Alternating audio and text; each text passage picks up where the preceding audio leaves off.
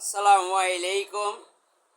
মওদুদের জামায়াত শিবিরের ভাই বোনেরা, আপনারা কেমন আছেন? আমি আশা করি আপনারা সকলে ভালো আছেন। আপনাদেরকে একটি মেসেজ দিতে চাই, সেটি হচ্ছে আপনাদের দলের আমির কি আপনাদেরকে আদব কায়দা শিক্ষা দেয়নি?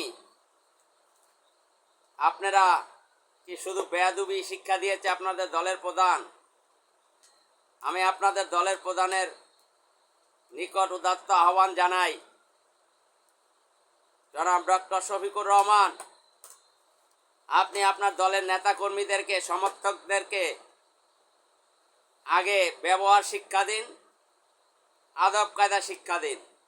আর তা না হলে আপনার দলের নেতাকর্মীরা এই 2026 জাতীয় সংসদ নির্বাচনের পরে মাত্র 6 মাস অতিবাহিত হয়েছে, এর মধ্যে আপনার দলের নেতাকর্মীরা যে সমস্ত অপকর্ম করেছে এবং আপনার দলের নেতারা বিরোধী দলের মতকে মেনে নিতে পারে না, তাদেরকে গালিগালাজ করে, তুচ্ছ তাচ্ছিল্য করে, এটাই কিন্তু আপনাদের পতনের জন্য একমাত্র সম্বল হতে পারে।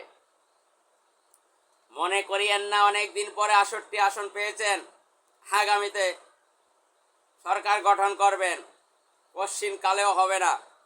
আমি আজকের ভিডিওতে বলে রাখলাম, যদি ভালো না হন, নেতাকর্মীদেরকে আদব কায়দা শিক্ষা না দেন, তারা যদি খারাপ আচরণ থেকে ফিরে না আসে, আপনাদের এই দল বেনিষ্ট হয়ে যাবে। বাংলাদেশের বহুত বড় বড় রাজনৈতিক দল কিন্তু তারা নিঃস্ব হয়ে গেছে। আপনাদের কিন্তু নিঃস্ব হতে সময় লাগবে না, কারণ আপনাদের পূর্বের ইতিহাস ভালো নয়। আপনাদের ইতিহাস দেশের মানুষ জানে ভালো করে।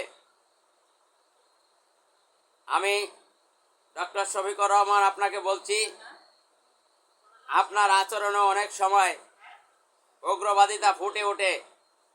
আমি কিন্তু আপনার দলের এবং এই মওদুদের জামায়াত শিবিরের কাউকে গালি দেই নাই। কোনো সিনিয়র নেতাকে, কেন্দ্রীয় নেতাকে, কোনো কর্মীকে আমি আজ পর্যন্ত কেউ বলতে পারবে না গালিগালাজ করেছি এবং বেয়াদবি করেছি।